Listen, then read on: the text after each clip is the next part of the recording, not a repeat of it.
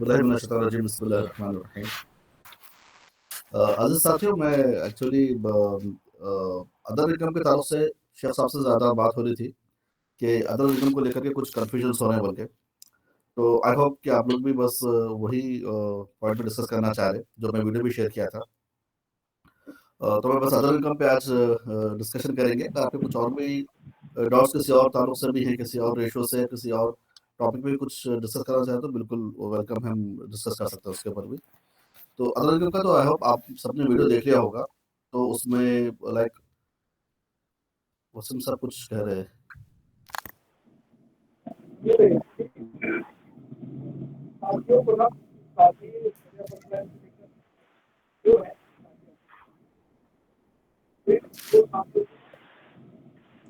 Sir आपकी आवाज नहीं आ रही है बिल्कुल भी।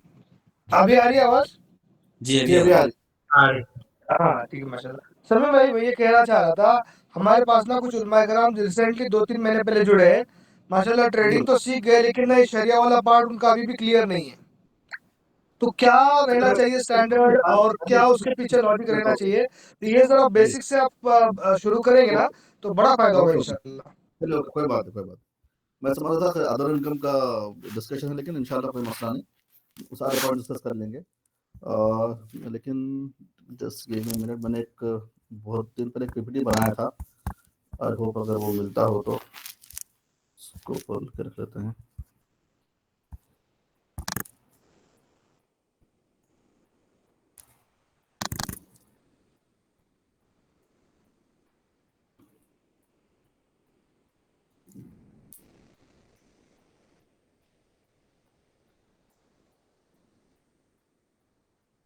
समी भाई जब तक प्रिपेयर कर रहे हैं, बाकी साथी ना थोड़ा पेन पेपर लेके ये जो रेशियोज है इसके रिगार्डिंग लिख ले हुए।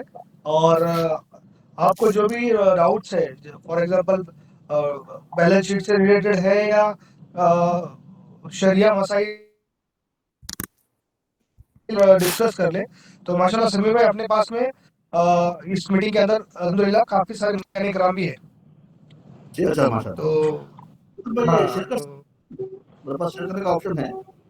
इसलिए आप शेयर कर सकते हैं ना यहाँ पर थ्री एक्चुअली। हाँ, ये शेयर स्क्रीन का ऑप्शन है ना। वो थ्री मतलब डॉट्स।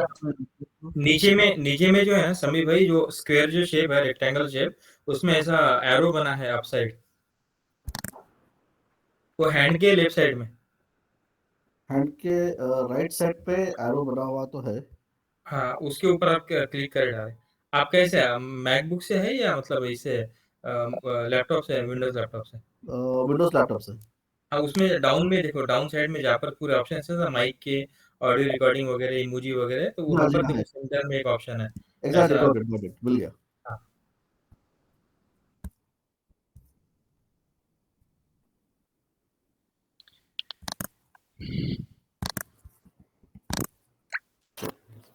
हाँ, विजिबल है आप लोगों के लिए मेरी स्क्रीन?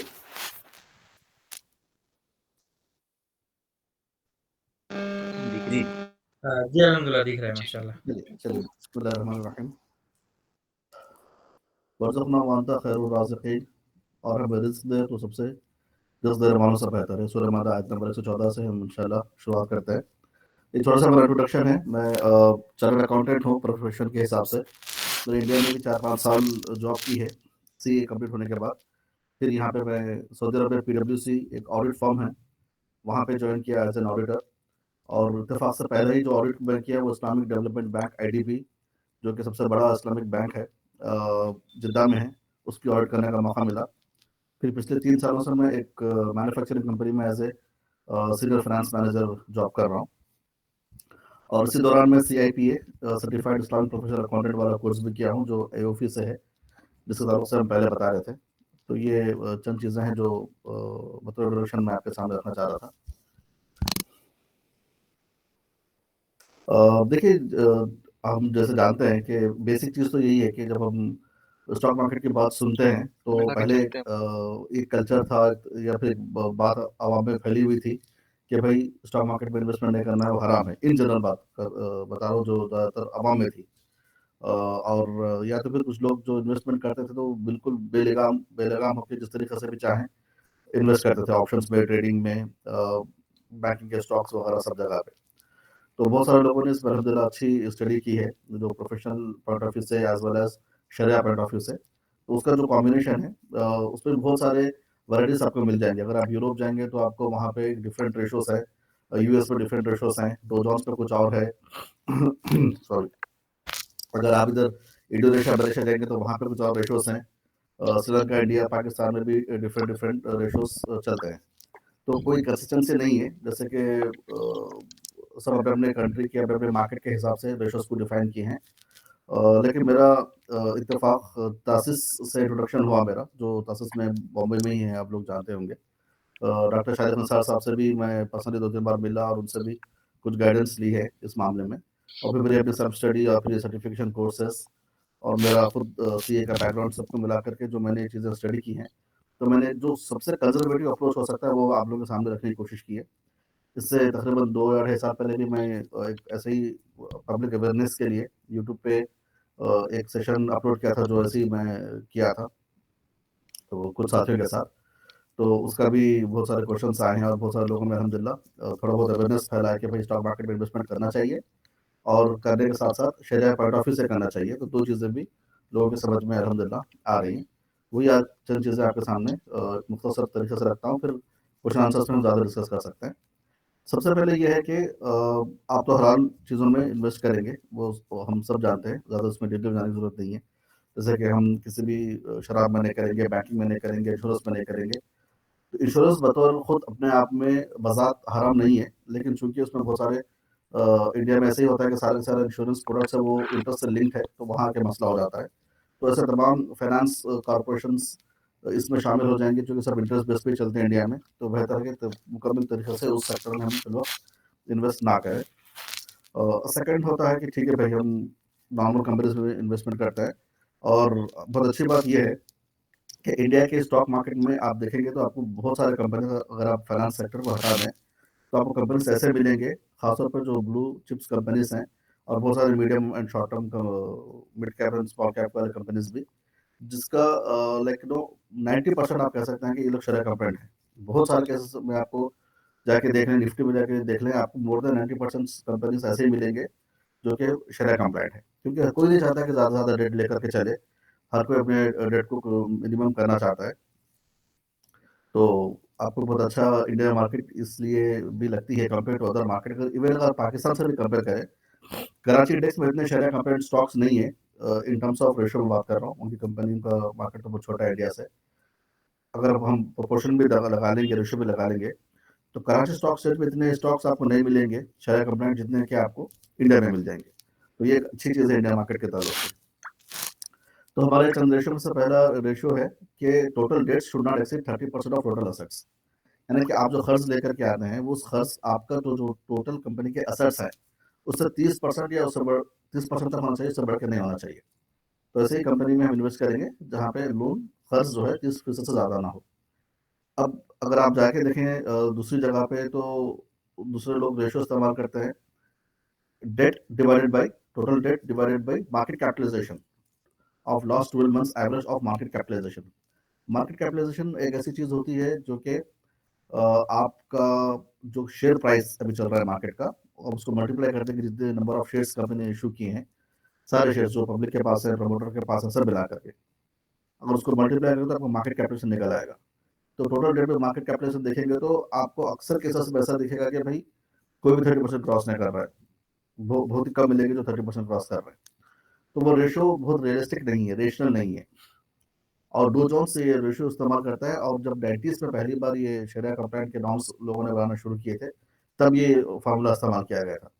अब इसका रिलेवेंस भी उतना नहीं है। टोटल असेट्स का रिलेवेंस बहुत ज़्यादा है और ये लॉजिकल बात भी है, और अक्सर उलमा इसको इस हदीस से भी इसको इन्फर किए हैं कि जब आप सल्लल्लाहु अलैहि वसल्लम से पूछा गया कि भाई कितना खर्च करें, तो आपने 1/3 बताया और कहा कि ये भी ज़्यादा है। बस 1/3 तक आप अल्लाह के राह में खर्च कर सकते हैं, आपको टोटल जो भी आपकी इनकम है, ज़कात के अलावा ये बात हो रही थी। तो आपने 1/3 का जो बताया उसको फॉलो करते हुए 33% का रेशियो डिसाइड किया गया है, क्योंकि ये 1/3 वो होता है जो कि आपको मिनिमम साइज़ में आ जाता है। लेकिन अगर आप किसी से वोटिंग करवाएँ तो अगर किसी को 1/3 शेयर वोटिंग मिलती है, किसी को 2/3 मिलती है, तो 2/3 वाला विन हो जाता है।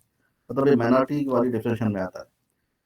इसी तरीके से अगर आप देखें तो आप 30 भी ले लें या 33 भी ले लें, 33 तक ले सकते हैं। मैं थोड़ा कंजर्वेटिव 30 to 33 बताएगा तो मैं थोड़ा लोअर साइड पे चलने को प्रेफर करता हूँ हमेशा, और लोग भी मैं ज़्यादातर इसी पे तवज्जो दिलाता हूँ कि तो लोअर साइड पे अपनी रेशियो रखा करें, क्योंकि थोड़ा बहुत लाइक 1-2% ऊपर नीचे हो तो भी फिर आपका ये ज़रा कुशन दे दे आपको। तो total date should not exceed 30% total assets. ये बहुत सिंपल है, आप कभी बैलेंस शीट खोल के देखेंगे, अगर बैलेंस शीट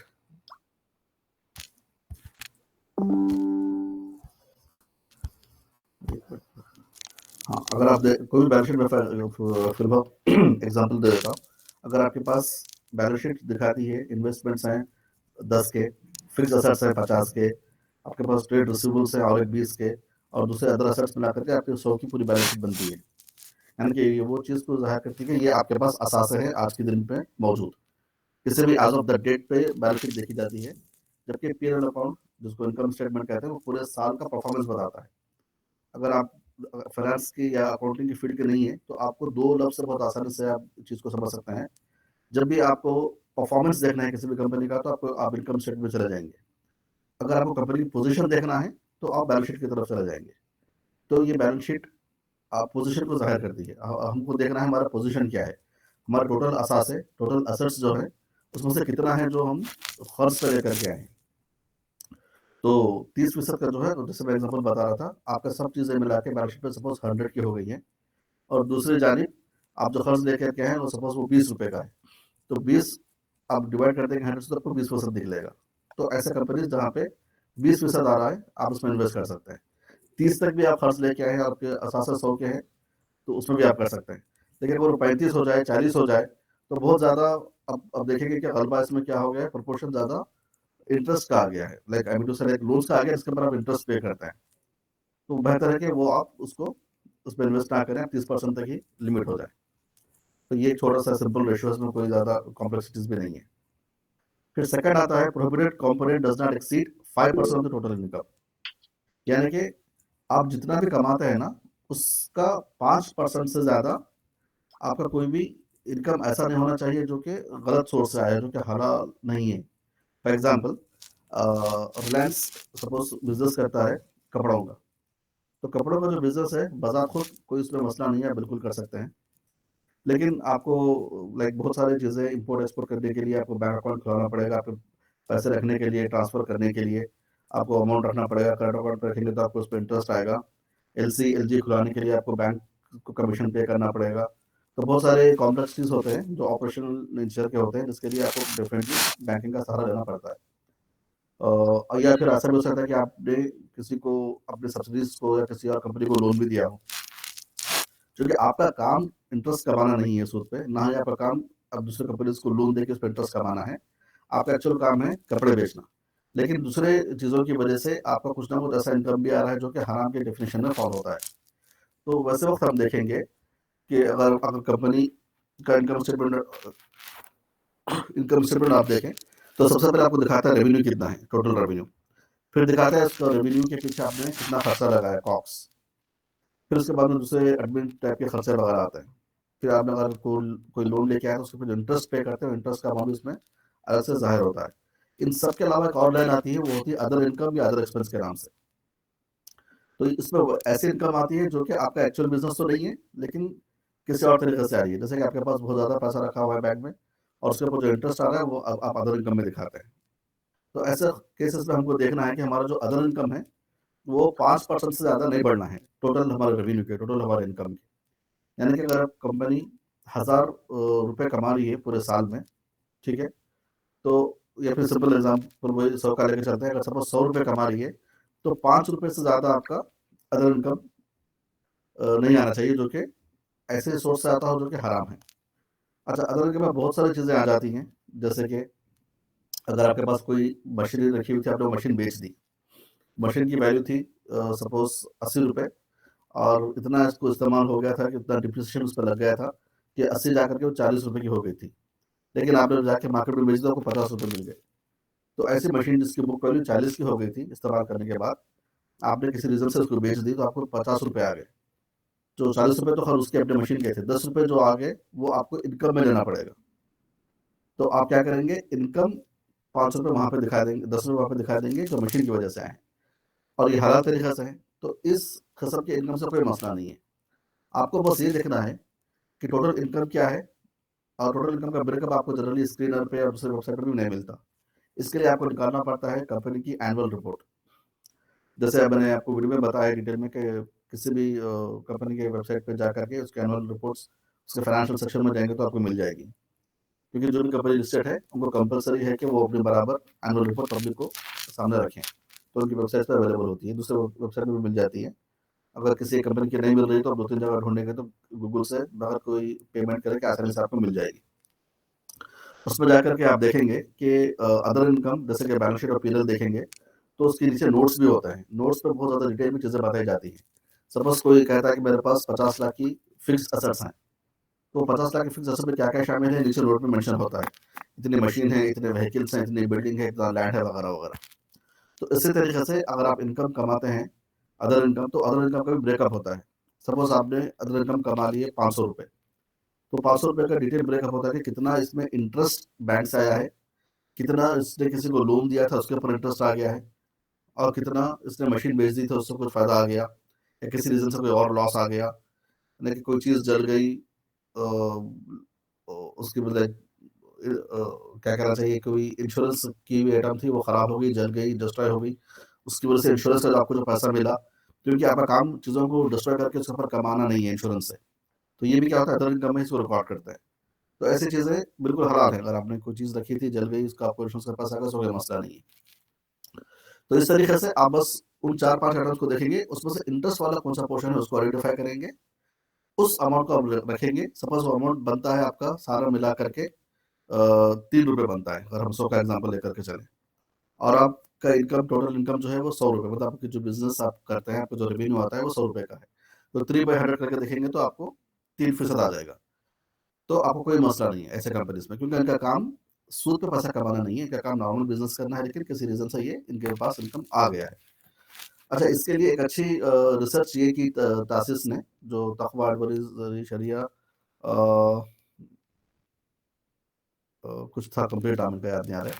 तो उन्होंने जो रिसर्च किया था, तो उसके हिसाब से उन्होंने बताया कि भई अगर आप एवरेज देखें इंडिया की कंपनीज़ का, और उनका देखेंगे कि कितना इंटरेस्ट इनकम आता है उनके एक्चुअल टोटल रेवेन्यू पे, तो 3% से ज़्यादा नहीं था। हालाँकि अगर आप यूएस, यूरोप जाके देखें तो वहाँ पे कहीं 20% इंटरेस्ट इनकम अलाउ है, कहीं पे 15 है, कहीं पे 10 है। ज़्यादातर 15 और 20 बहुत चलता है यूरोप में, यूएस वगैरह में। वहाँ पे जो भी शरिया कंप्लायंट स्टॉक्स हैं, उसके हिसाब से ये रेशियोज़ वहाँ के उलमा ने दिए हैं। लेकिन चूँकि अच्छी बात है, यहाँ पे रिसर्च भी की गई है, देखा भी गया है, तो इंडिया में यही बताया गया कि भाई 3% से ज़्यादा टोटल इनकम के ऊपर आपका इंटरेस्ट नहीं आता है। तो बहुत अच्छी बात है, लेकिन हमारे पास एक रेशियो है, वो भी रिसर्च के बेसिस पे है। तो मैं 5% को भी फॉलो नहीं करता हूँ, फिर 3% पे कंज़र्वेटिव साइड पे नीचे आ जाता हूँ, और मैं स्टॉक्स जैसे से पहले चेक करता हूँ, अदर इनकम में जाकर के कोई ऐसा इनकम तो नहीं आ रहा हो, जो कि 3% से ज़्यादा जा रहा है टोटल इनकम के, और जो हराम सोर्स से आ रहा है। तो ये एक रेशियो है जिसमें थोड़ा बहुत लोगों को प्रॉब्लम होती है, क्योंकि इसमें आपको एनुअल रिपोर्ट खोल के जाके अंदर देखना पड़ता है। लेकिन जैसे मैंने उसपे वीडियो में बताया है, 1-2 बार आप जाके किसी भी कंपनी को करेंगे तो अल्हम्दुलिल्लाह माशाल्लाह सारे लोग अच्छे पढ़े लिखे हैं और वेल एजुकेटेड हैं, और उलमा भी माशाल्लाह कई सालों की पढ़ाई के बाद में आलिम बन रहे हैं। ऐसा नहीं कि वो भी नहीं देख सकते, वो भी आराम से देख सकते हैं। आप थोड़ा जाइए, जाकर के मार्केट में से, सॉरी, गूगल में से ये इन्फॉर्मेशन निकालेंगे एनुअल रिपोर्ट्स की, आप देखेंगे तो आपको 3-4 बार प्रैक्टिस कीजिए, आसानी से आ जाएगा।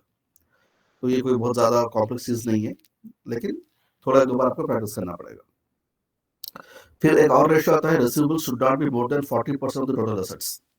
ये एक वन ऑफ द रेशियो है, लेकिन ये रेशियो में बहुत सारे हमें कहना चाहिए कि लूप होल्स हैं, और ये सही रेशनल चीज़ों को ज़ाहिर नहीं करता ये। इसलिए मैं इसको अभी लिखा हूँ, लेकिन मैं इसको ज़्यादा डिटेल में नहीं जाता। इसका एग्ज़ाम्पल आपको आपके सामने ये दे दूँ कि उलमा ने जब इस रेशियो को बना रहे थे तो उनके ज़हन में ये था कि कोई भी कंपनी की जो बैलेंस शीट होती है, उसमें चीज़ें आती हैं, फिक्स्ड एसेट्स आ गया, ट्रेड रिसीवेबल्स आ गया, कैश आ गया, कुछ पेएबल्स आ गए, लोन्स आ गए वगैरह-वगैरह। तो इसमें उनका ये मानना था कि जो कंपनी की जो शेयर प्राइस चल रही है, ये इन एसेट्स को रिप्रेज़ेंट करती है। और अगर एसेट्स में से हम बड़े-बड़े एसेट्स निकाल दें, जैसे कि आपका फिक्स असेट्स सपोज इस कंपनी में नहीं है, कोई ट्रेडिंग कंपनी की कोई ट्रेडिंग नेसेसरी कंपनी है या फिर कोई आईटी टाइप की कंपनी है जिसमें बड़े-बड़े फिक्स असेट्स नहीं होते हैं। कोई भी रेंटेड ऑफिस से का ऑफिस ले लिया, रेंट पे चला रहे हैं और ज़्यादातर उनका सॉफ्टवेयर इंजीनियर जो होते हैं और उनके जो इंटेंजिबल एसेट्स होते हैं, कंप्यूटर सॉफ्टवेयर होता है, डेवलपमेंट प्रोग्राम्स होते हैं, बहुत बड़े-बड़े हाई वैल्यू होते हैं, लेकिन सारे इंटेंजिबल्स होते हैं, नज़र नहीं आते आपको वो। वो प्रोग्राम्स है, वो डेवलपमेंट्स हैं, वो ट्रेडमार्क्स हैं, वो ब्रांड्स हैं, वो गुडविल है, बहुत सारी चीज़ें हैं, जो कि आपको नज़र नहीं आती, जो कि इंटेंजिबल है, जो गैर महसूस तरीके से होती है, लेकिन वो है आपके बैलेंस शीट में और आपका बिज़नेस ही उसका है। वहाँ पे आके ये मसला होता है कि ये जो रेशो उलमा ने रखा था, ये सोच के रखा था कि भाई आपकी जो शेयर प्राइस है कंपनी की, वो आपके एसेट्स को रिप्रेजेंट करती है, जो आपके बैलेंस शीट पे है। और उसमें से अगर बड़े-बड़े फिक्स एसेट्स नहीं आपके पास नहीं है, सिर्फ ट्रेड रिसीवेबल्स ही ज़्यादा है या कैश ही ज़्यादा है, तो ऐसा महसूस होता है कि भाई कैश है और रिसीवेबल्स है, यानी कि किसी से पैसा आना है, किसी से कर्ज आना है और कैश है। और कैश को और खर्च को फ़िक्री तौर पे अगर आप देखें तो बात बिल्कुल सही है कि उसको पार वैल्यू पे ही उसको लेना चाहिए, यानी कि अगर मैं किसी से ₹100 लूँ और बोलूँ कि भाई मुझे लौटा वापस, तो मुझे ₹100 ही लौटाएगा वो। 100 का 105 कर देगा तो फिर वो उसपे इंटरेस्ट आ जाएगा। अगर कोई ट्रांज़ैक्शन बीच में इन्वॉल्व नहीं है, सिर्फ़ पैसे देके पैसे ले रहे हैं, उसकी बात हो रही है, तो उसपे इंटरेस्ट आ जाएगा। या किसी के कर्ज़ है तो कर्ज़ को हम कभी भी बढ़ा के या कम करके नहीं बेच सकते, कर्ज़ को कर्ज़ पे ही सेटल कर सकते हैं। तो ये चीज़ों को मद्देनज़र रखते हुए ये लॉजिक बनाई गई कि भई अगर आपके पास बड़े-बड़े एसेट्स नहीं है बैलेंस शीट पे, छोटे-मोटे लाइक दूस जो भी एसेट्स हैं वो ज़्यादातर रिसीवेबल्स और कैश के नेचर के हैं, तो वैसे वक़्त में शेयर प्राइस उसी चीज़ को रिप्रेज़ेंट करना चाहिए, जो आपकी बैलेंस शीट पे कैश और रिसीवेबल्स और दूसरे आइटम्स दिख रहे हैं। तो अगर उसमें आम तौर पे समझाने की कोशिश करूँ, तो उन्होंने ये बोला कि बैलेंस शीट की जो बुक वैल्यू होनी चाहिए, शेयर की भी वही वैल्यू होनी चाहिए। लेकिन शेयर की कभी भी वैल्यू बुक वैल्यू पे नहीं रहती। हमेशा फ्यूचर एक्सपेक्टेशंस, फ्यूचर अर्निंग्स, आने वाले ऑर्डर्स और बहुत सारी चीज़ों को देख करके एंड ऑफ कोर्स जो हमारा सप्लाई और डिमांड का लॉ होता है कि कितना डिमांड है इस शेयर का और कितना इसका सप्लाई है, कितना लोग इसके लिए देने के लिए तैयार है, उसके लिए आपको बहुत ज़्यादा प्राइसेस ऊपर प्रीमियम पे चलते हैं, अच्छे कंपनीज़ के।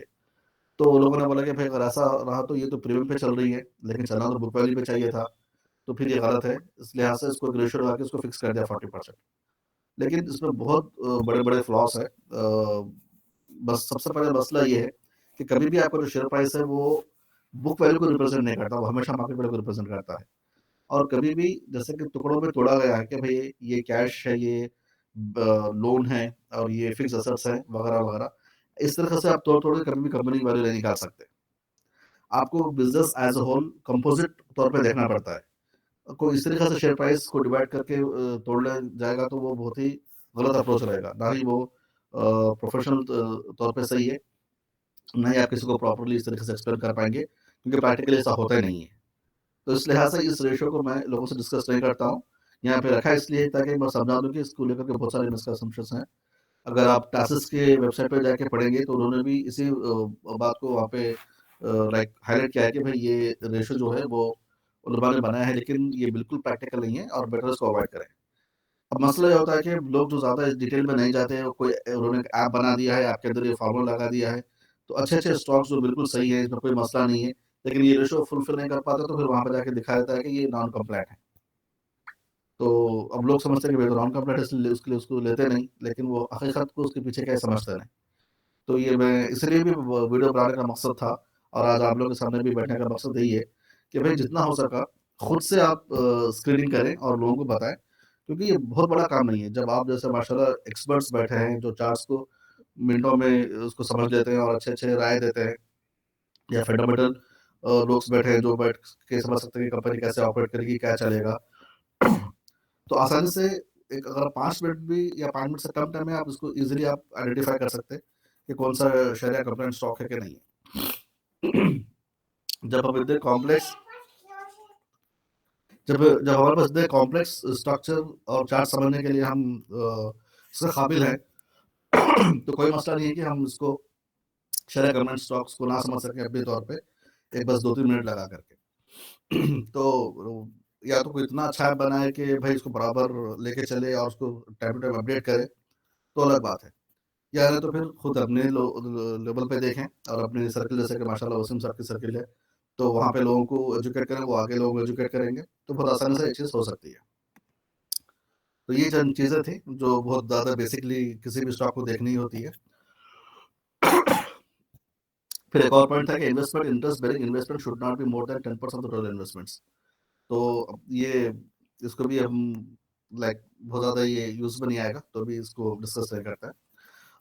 एक लास्ट वाला पॉइंट जो बहुत ज़्यादा लोग क्वेश्चंस करते हैं कि ये पर्जिंग ऑफ प्रोहिबिटेड इनकम, यानी कि आप हक तो ये है, बेशक हम जानते हैं कि भाई हम यहाँ पे फीसद लगा रहे हैं कुछ और परसेंटेज रख के हम बात कर रहे हैं, लेकिन 1% का 0.1% भी इंटरेस्ट हलाल नहीं है।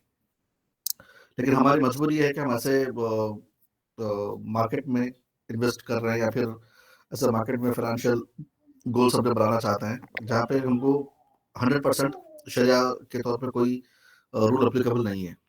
तो सबसे बड़ा हमारा मसला ये है, ना ही सिर्फ इंडिया का है बल्कि दूसरी जगह पे भी ये सारे मसले देखे जाते हैं, हमारे पास और ज़्यादा मसले हैं। तो उसमें जो भी रेशोज़ बनाए गए हैं वो इसी चीज़ को मद्देनज़र रख के बनाए गए हैं कि भाई ये वो क्राइटेरिया है जिसके बेसिस पे आप इन्वेस्टमेंट कर सकते हैं। लेकिन उसके बावजूद भी आपको जो 3% का मैं इंटरेस्ट का स्टोरी बता रहा था, जैसे कि हमारे बैंक में हमको पैसा रखना पड़ता है, उसके ऊपर कोई इंटरेस्ट आता है तो हम निकाल के खैरात कर देते हैं। तो उसी तरीके से अगर आपने एक शरिया कंप्लायंट स्टॉक में अपने पैसे लगाए, लेकिन उसके बावजूद भी चूँकि 2% 1% ही समझ लें आपको इंटरेस्ट का इनकम उसके अंदर शामिल है, तो आप एक काम करें कि आपको जो भी डिविडेंड मिलता है ना, उस डिविडेंड को आप लेकर के आप देखें कि अभी हमने अदर इनकम के लिए एक रेशो बनाया था 3% वाला, तो हमने वो रेशो कैलकुलेट किया था। अब मान लें कि वो रेशो आपने किसी स्टॉक में लगाया तो आपको 2% आंसर आया, जो कि शरिया कंप्लायंट स्टॉक है। आपने उसमें इन्वेस्ट कर दिया, तो आपको पता है कि इसके टोटल इनकम का 2% ऐसा है जो कि हराम सोर्स से आता है। तो आप उस कंपनी ने आपको डिविडेंड भी दिया 1 साल के बाद जब कंपनी के ऑपरेशंस अच्छे चले, तो मान लें कि आपको ₹100 इसमें से आपको डिविडेंड मिल गया। तो उस ₹100 में से आपको पता है कि ₹2 इंटरेस्ट के शामिल हैं, तो वो ₹2 आप निकाल के खैरात कर दें, बगैर किसी सवाब की नीयत से। ये कि भई ये बस ये थी गलत इनकम आ गई थी, मैं बस उसको निकाल रहा हूँ। तो हम जो नॉर्मली हमारे बैंकिंग में आने वाले पैसों के साथ करते हैं, तो उसी तरीके से यहाँ पे भी उस डिविडेंड के अमाउंट में से उसको निकाल देना है। तो ये चंद मोटे-मोटे रेशियोज़ हैं, ज़्यादा डिटेल में शायद ही कभी को किसी को कुछ और भी रेशियो की ज़रूरत पड़ जाएगी, वो अलग बात है, उसके लिए वो आए उलमा से रब्ता अदा करें या फिर जो प्रोफेशनल्स फील्ड के हैं उनसे पूछे तो वो अलग बात है। लेकिन ये आप 3 रेशियो ही अगर आप रख लें ज़हन में कि सबसे पहले आपको हलाल में इन्वेस्ट करना है, सेकंड आपको इंटरेस्ट बेयरिंग रेशियोज़ 3% से बढ़ के नहीं आना है, वो देखना है, और आपका डेट देखना है कि वो 33% से आगे ना बढ़े, या और बेहतर है कंज़र्वेटिव साइड पे 30% से आगे ना बढ़े। तो ये चंद चीज़ें देख लेंगे तो इंशाल्लाह काफ़ी हो जाएगा 99% केसेस में। और उसके अलावा तो ये तो खैर कुछ और स्लाइड्स मैंने बनाए थे लॉन्ग टर्म, शॉर्ट टर्म और दोनों समझाने करने के लिए। तो बेसिकली शरिया कंप्लायंट के हिसाब से यही था। मेरे ख्याल से मैं बात वाज़ेह करने में वाज़ेह करने की कोशिश की है, और जिन लोगों ने वीडियो भी देखा होगा, आई होप उनको भी बात समझ में आई होगी। उसके अलावा कुछ और क्वेश्चन आंसर्स हो तो हम इंशाल्लाह उसको भी ले सकते हैं।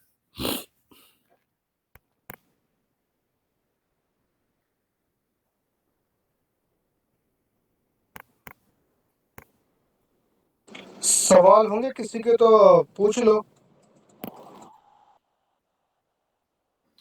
जी वसीम भाई, मेरा एक सवाल था समी भाई। जी। जो आपका मैंने वीडियो देखा असल में, उसमें जो आप प्रोहिबिटेड इनकम वाला जो बता रहे थे, और जी। सनोफी का आपने उसके अंदर एग्जांपल दिया है, ओके। ठीक है, बट उसमें आप जो कैलकुलेट कर रहे हैं वो सेल्स पर कर रहे हैं।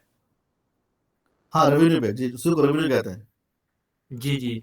वो तो बट प्रॉफिट तो sales minus expenses is equal to profit होगा ना? हाँ, नहीं, रेशियो प्रॉफिट पे लेने का नहीं है। रेशियो देखो, ऐसा नहीं है कि कंपनी का कोई हम परफॉर्मेंस मेजर कर रहे हैं यहाँ पे।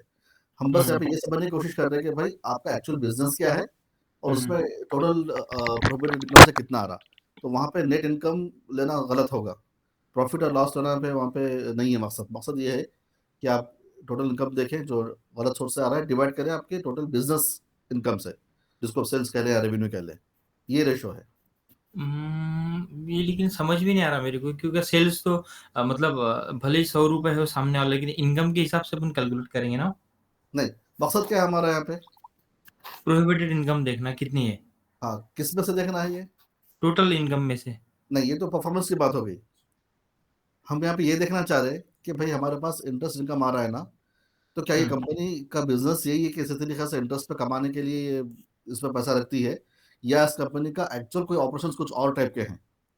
ये अच्छा तो रख रही है अच्छा किसी और ऑपरेशन पर्पस के लिए, इसलिए इसको अच्छा लिंक अच्छा किया गया है सोर्स से। इसका सोर्स क्या है? एक्चुअल कंपनी का सेल्स है, रेवेन्यू है, अच्छा अच्छा ये अच्छा, मकसद है। बरोबर। बिजनेस बिजनेस से related, right? Exactly not exactly, इसके पीछे लॉजिक प्रॉफिट ये एंड लॉस। है। जी हाँ, जी हाँ। बरोबर, यानी कि सपोज मेरे पास कपड़े की दुकान है हाँ, और मैं सपोज 1 लाख का मेरे पास में माल है, जी या अच्छा, फिर 90,000 का मेरे पास में माल है, सही या है। फिर ठीक है। अभी सपोज इसमें चलो 70,000 का माल पकड़ दे अपन, भले जी, ही नफा उसमें 5,000 का हो रहा है या फिर 10,000 का हो रहा है, बिल्कुल, बिल्कुल। ठीक है। बट अगर मैं उसमें जो है 30,000 की शराब मैंने लाके अगर रख दी है, जी, सॉरी 30,000 मेरे को, मैंने शराब का अलग बिजनेस है और उसमें हाँ, से 30,000 मेरे उसमें से आ रहा है, तो ये जैसा वो मैं पूरे माल के हिसाब, पूरे बिजनेस के हिसाब से देखूंगा, राइट? नॉट जी, कि प्रॉफिट के हिसाब से, राइट? जी हाँ, जी हाँ। ओके ओके ऐसा ओके, वक़्त आप रेवेन्यू की। देखिए 30,000 का आपको शराब का बिज़ में आप आपको देखना है आपने कमाया कितना है। अच्छा अच्छा, सपोज मेरे को आपने शराब से। 30,000 का जो शराब लाई से सपोज़ आपने कमा लिया 10,000, ठीक है? हाँ 10,000 हाँ आप अब आपकी टोटल इनकम थी 70,000 की, 10 में हाँ हाँ 70 हाँ, कर देंगे आप, तो आपको रेशियो 3% से ऊपर बढ़ जाएगा। तो आप बरोबर है। उस वक़्त वैसे कंपनी में आप इन्वेस्ट नहीं करेंगे। सही है सही है। वो भी 70,000 भी मतलब वो प्रॉफिट नहीं रहेगा मेरे इसका दुकान का कपड़ों का, वो मतलब पूरी दुकान की वैल्यू रहेगी मतलब। बिल्कुल, बिल्कुल, एग्ज़ैक्टली। अभी आप हाँ, जो भी आपने सेल जी, हुआ एग्ज़ैक्टली। मेरा, जी हाँ, बरोबर? ऐसा ही। हाँ, बरोबर बरोबर, चलिए ठीक है।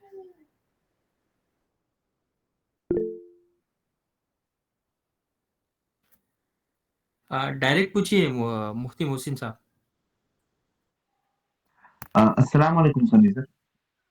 और सलाम साहब जी, फरमाइए। जी। अब्दुल समीर सर, मैं आपसे पूछना ये था, मुझे जरा वो क्राइटेरिया दोबारा आप स्क्रीन पे शेयर कीजिए, जिसको देखकर आप बता रहे थे। जी, जी। इसके अंदर जो है, जो 3 नंबर पे जो आपने लिखा है, टोटल डेब्ट should not exceed 30% of total assets. हाँ जी। तो सर ये 30% का समझ में नहीं आ रहा है। 30% के सर किस बुनियाद पर 30% है ये? थर्टी अच्छा मैंने परसेंट किस इस बुनियाद पर calculate किया जी, मैं गया इसकी है? बुनियाद भी अभी रखा था शायद, फिर से एक बार मैं रिपीट कर देता हूँ। सबसे पहली जी बात ये जी है कि सर। भाई हमारा बेहतर तो यही है, सबसे बेस्ट अप्रोच तो ये है कि आप अपनी पैसे से अपना बिज़नेस स्टार्ट करें और आपको लोन की ज़रूरत ना पड़े। क्योंकि आप लोन लेके आएँगे इंडियन मार्केट में तो फिर ऑफ कोर्स आप सूद पे लेकर के आएँगे। तो पहला जी अप्रोच तो जी। यही है। लेकिन ये बात भी प्रैक्टिकल है कि भाई आपको बहुत सारे केसेस में ऐसा होता है कि अपने अपने पैसों से आप स्टार्ट करें, लेकिन आगे चल के ऐसे मसाइल आते हैं कि वर्किंग कैपिटल मैनेजमेंट के लिए आपको किसी दिन किसी वक्त पे ज़्यादा कैश की जरूरत पड़ जाती है। अगर आपके पास ज़्यादा कैश या कुशन है, आप खुद ला सकते हो तो बहुत अच्छी बात है, वरना बैंकिंग से अक्सर पैसा लेना पड़ता है। तो वैसे वक्त जब आप वर्किंग कैपिटल मैनेजमेंट के लिए लोन लेते हैं, तो वैसे वक़्त ये बताया गया है कि आपका जो लोन है, वो 30% से ज़्यादा ना बढ़े, आपकी पूरे कंपनी की वैल्यू से, टोटल एसेट से। अच्छा, अभी 30% क्यों रखा गया? तो उसके लिए जो मैंने पढ़ा है, जो मेरी अभी तक स्टडी में आया है, कि ये है कि 30% जो होता है, वो ऑफ कोर्स 70% से कम होता है। 30 और किसी को 30 वोट मिलते हैं, किसी को 70 वोट मिलते हैं, तो 70 वाला जीतेगा, 30 को हम बोलेंगे, भई ये मिनॉरिटी है। और उसको एक हदीस से भी उलमा ने इन्फर करने की कोशिश की है कि जब आपसे हमसे पूछा गया कि ज़कात के अलावा हम कितना खर्च करें, तो बताया गया कि 1/3 खर्च करो, और ये भी ज़्यादा है, लेकिन 1/3 तक की परमिशन दी। तो 1/3 क्या है? 2/3 का 2/3 का अपोज़िट साइड जो बनता है 1/3 बनता है, लेकिन जो मैना टीम जी है, कम एक्चुअली में है। सर कम मेरा यही कम सवाल है, वन जी? थर्ड जो है, मेरा यही सवाल है, वन थर्ड जो है वो 33 होता है। हाँ, हाँ, एग्ज़ैक्टली ठीक है, मैं उस पे अगर आता हूँ। 30 के 33 हिसाब रखा से। गया है 1/3 पे, 1/3 पे 33 रखा गया है, लेकिन बाज़ उलमा ने 30 भी लाइक बाज़ लोग गिराए 30 भी है। तो 33 जो जी करते हैं, वो बिल्कुल कर सकते हैं, मैं उसको कभी मना नहीं करता। लेकिन चूँकि 30 का भी 70-30 की भी एक रेशियो है, तो मैं कंज़र्वेटिव साइड पे 30 लेके चलने की ज़्यादा प्रेफ़र करता हूँ, इसलिए मैंने यहाँ पे 30 लिखा है। लेकिन कोई 33 जी करता है जी। तो कोई मसला नहीं, वो कर सकता है बराबर। मैं एज़ अ नहीं क्वेश्चन एक्चुअली 30 सर। कभी ऐसा होता है कि थोड़ा बहुत हम अभी लेते हैं और लेने के थोड़ी देर में कुछ लोन बढ़ जाता है, तो वो फिर अभी आप ले लिया, फिर क्रॉस बॉर्डर पे खड़े हुए थे, शरिया कंप्लायंट था, ले लिया, 1-2 महीने में कुछ और लोन लिया कंपनी ने और बढ़ गया। अब उसकी वजह से फिर आपको फिर वो शेयर बाद में निकाल देना पड़ेगा। तो मैं कंज़र्वेटिव जी। साइड और साइड देख के 30 लेके चलता हूँ ताकि थोड़ा बहुत ऊपर-नीचे हो, तो भी वो ज़्यादा मसला ना हो आगे चल कर के। तो बस ये मेरी अपनी लॉजिक है 30 को रखने की, वरना आप 33 पे चल सकते हैं, कोई मसला नहीं। जी। एक्चुअली सर होता ये है कि अगर हम 34 या 35 अगर हम हमारे इसमें हो जाता है 35%, हम उसको फॉरेन नॉन का ब्लेंड मानते हैं। उसमें हम 1% या 1.5% का हम नहीं देखते कि उसमें ज़्यादा हुआ है, इतना सा ही जी, जी। मसला है, तो ऐसा हम इस पर गौर नहीं करते। हम सीधा उसको नॉन का ब्लेंड बोलकर हम उसको हटा देते हैं अपने पोर्टफोलियो से। बिल्कुल, तो फेयर एनफ। अगर हम 3% का अगर सर इतना बड़ा गैप रखें तो ये थोड़ा-सा डिफ़िकल्ट लग रहा है। दूसरा इसमें ये है कि 33% के मुतालिक जो है बहुत सारी अहादीस के अंदर अगरचे इसका मुकम्मल साफ तौर पर वज़ाहत नहीं है, लेकिन फुक़हा-ए किराम ने हमारे हिंदुस्तान के और पड़ोसी मुल्क के, उन्होंने कुछ रेशोज़ की बुनियाद पर ये बात रखी है, जैसे मय्यत है, तो मय्यत का जो वसीयत में तरका छूटता है, तो उसके अंदर बराबर 1/3 के बारे में कहा है, जो कि 33% निकलता है और उसी के हिसाब से वसीयत के अंदर 33% के हिसाब से ही उसका जो छोड़ा हुआ माल है, उसको तक़सीम किया जाता है और ऐसे बहुत सारी बातें हैं। तो 2 ऑप्शंस रखे गए हैं। अगर किसी या तो हम तकवा तो ये है कि पूरा का पूरा खालिस होना चाहिए, लेकिन ऑप्शंस के अंदर 2 बातें हैं। एक तो ये है कि 50% से ज़्यादा हो, अक्सरियत जिसको कहा जाता है और दूसरा ये है कि इस मामले के अंदर जिस पे हम बात कर रहे हैं, उस पर 1/3 के बारे में कहा गया है। 1/3 जो है उसकी छूट दी गई है, 2/3 को अपना लिया जाए। तो ये 2 ऑप्शन हैं, हराम और हलाल होने के दरमियान में। तो जी, जी, बिल्कुल, हाँ, तो मैं यही कह रहा था। इसी इसी बात पे आप जो फरमा रहे हैं बिल्कुल सही है। इससे 33% का रखा है। लेकिन अभी चूँकि जो आप एग्ज़ाम्पल दे रहे थे कि जो 50% से ज़्यादा हो जाएगा तो वो मेजॉरिटी है और जो उससे कम रहेगा माइनॉरिटी है। तो बाज़ लोगों ने उसको जी, 44% भी रखा है। लेकिन बेहतर यही है कि जितना कम हो उतना अच्छा है और बाज़ उलमा ने 70 और 30 का रेशियो भी दिया है। तो जो मेरा जी, ऐसा जी। अप्रोच होता है कि अगर जो रेशियो सबसे कम नज़र आता है मैं उसको ज़्यादा प्रेफ़र करता हूँ। लेकिन मैं 33 को कभी भी जी, हराम नहीं कहता और कोई भी कर सकता है, बिल्कुल कर सकता है। लेकिन कंज़र्वेटिव मुझे 30% लगता है, इसलिए मैं अपने पर्सनल लेवल पे 30% रखता हूँ। लेकिन अगर आप 1/3 तक कर रहे हैं तो कोई मसला नहीं है। नीचे जा रहे हैं तो कोई मसला नहीं है, ऊपर जाने में मसला है। जी, जी। एग्ज़ैक्टली। सर मुझे ना वो जो आपने छठे 7वें नंबर पे बताया है कि रिसीवेबल ना 40% से ज़्यादा नहीं होना चाहिए, उसके बारे हाँ। में तो दोबारा से जानना था, मुझे अच्छे से वो क्लियर नहीं हो पाया। जी, जी, अच्छा। देखिए इसमें उलमा ने पहले ये सोचा कि भई बैलेंस शीट को 2-3 टुकड़ों में तोड़ दिया और बोले कि भई अगर आपके पास जो करंट असेट्स टाइप की चीज़ें होती हैं, जैसे कि कैश हो गया और ट्रेड रिसीवेबल हो गया। यानी कि वो आपने जो सामान बेचा उसको जो आपको पैसा आना है, माने कि किसी को अगर आज आपने सामान बेच दिया तो कोई 40 दिन में पैसे दे देगा, किसी को 30 डेज़ का आपने मोहलत दी होगी, 30 दिन के अंदर वापस कर देगा, कोई 2 महीने में करेगा, कोई 15 दिन में करेगा, तो उसको बोलते हैं ट्रेड रिसीवेबल्स और आपका अपना जो कैश रखा हुआ है। तो जो पैसा आपको आना है, एक मायने में लाइक आपको कर्ज़ आना है किसी से और आपका खुद का अपना कैश। तो फ़िक़ही एतबार से कैश और कर्ज़ जो आना वाला होता है, उसको आप सिर्फ़ पार वैल्यू पे ही ट्रेड कर सकते हैं। पार वैल्यू मतलब उसकी जो एक्चुअल वैल्यू है। यानी कि अगर आपने किसी को ₹100 दिया तो आप ₹100 ही वापस लेंगे। कोई कर्ज़ आपको ₹1000 आ रहा तो 1000 ही वापस आएगा। तो उलमा ने क्या किया, बैलेंस शीट को 2-3 हिस्सों में तोड़ा और तोड़ के बोले कि अगर ये वाला जो पोर्शन है ना, आपकी टोटल एसेट से 40% से बढ़ जाए तो क्या होगा कि ऐसा दिखेगा कि भाई इसके पास बैलेंस शीट है पूरी 100 की, लेकिन इसमें से 40 कैश है और ₹30 आना है बाहर से, यानी कि ₹70। 100 में से 70 आइटम्स तो ऐसे हैं जो कि एकदम करंट नेचर के हैं, जो कि कैश नेचर के हैं और जो चीज़ें कैश नेचर की होंगी वो कैश ही पे ट्रेड होंगी, वो उसको उससे बढ़ के वैल्यू पे लेके जाएँगे तो सूद आ जाएगा। इस इंटरप्रिटेशन से उसको 40% का रेशियो रखा। लेकिन ये प्रैक्टिकल इसलिए नहीं है कि ये कोई भी शेयर प्राइस आपकी कंपनी की जो होती है वो आपके एसेट्स को रिप्रेजेंट नहीं करती।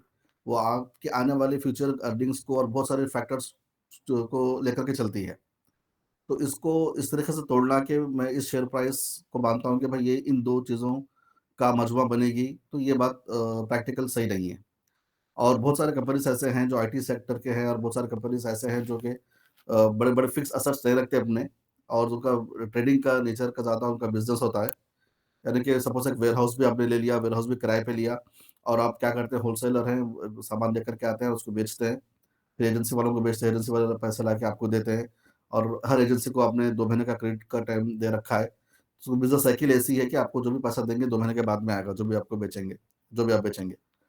तो इस तरह की जहाँ पे बड़े-बड़े फिक्स एसेट्स नहीं होते, ज़्यादातर लेन-देन कैश में और ज़्यादातर लेन-देन रिसीवेबल्स में जो जो एग्ज़ाम्पल मैं दे रहा हूँ, होलसेल और एजेंसी की इस टाइप के बिज़नेस जो होंगे, तो उसमें ऑफ कोर्स आपका रेशो हमेशा 40% से ज़्यादा ही रहेगा, आपके पैसे आने के जो हैं, जो आपने सेल किया था वो और आपके पास जो कैश रखा हुआ है। तो इस टाइप के एसेट्स को आप क्लासिफ़ाई करेंगे तो हमेशा 40% ज़्यादा ही रहेंगे। जिसके पास बड़े-बड़े मशीनरीज़ नहीं रहेंगे, तो उसके पास रेशो हमेशा ये केसेस में ज़्यादा ही रहेगा। तो उसको ये समझना कि ये हिस्सा जो कैश नेचर का है, वो इसी वैल्यू पे ट्रेड करना चाहिए। उससे वैल्यू से ज़्यादा पे ट्रेड कर रहा हो, तो वो सूद शामिल हो जाएगा, तो ये लॉजिक नहीं बैठती है। तो इसलिए ये रेशो को लाइक आप इग्नोर कर दें तो ज़्यादा बेहतर है। जी, ठीक है सर। राइट। थोड़ा-सा कॉम्प्लेक्स है लेकिन ख़ैर समझ सकते हैं आसानी से कि इसमें सूद का इन्वॉल्वमेंट कहीं न कहीं उलमा सोच रहे थे इसलिए उन्होंने पॉइंट रखा था, लेकिन वो प्रैक्टिकल नहीं है और वो कोई लॉजिक भी नहीं बनाता। अगर मैं किसी दूसरे प्रोफेशनल चार्टर्ड अकाउंटेंट के पास जाके मैं ये बोलूँ कि मैं शेयर प्राइस को ऐसे तोड़ के देख रहा हूँ, तो वो हँसेगा मेरे ऊपर, बोलेगा कि भाई नहीं ये क्या कर रहे हो? तो बिज़नेस एज़ अ होल देखो ये 1 चीज़ 2 चीज़ निकाल के शेयर प्राइस से क्यों कंपेयर कर रहे हो बोल के।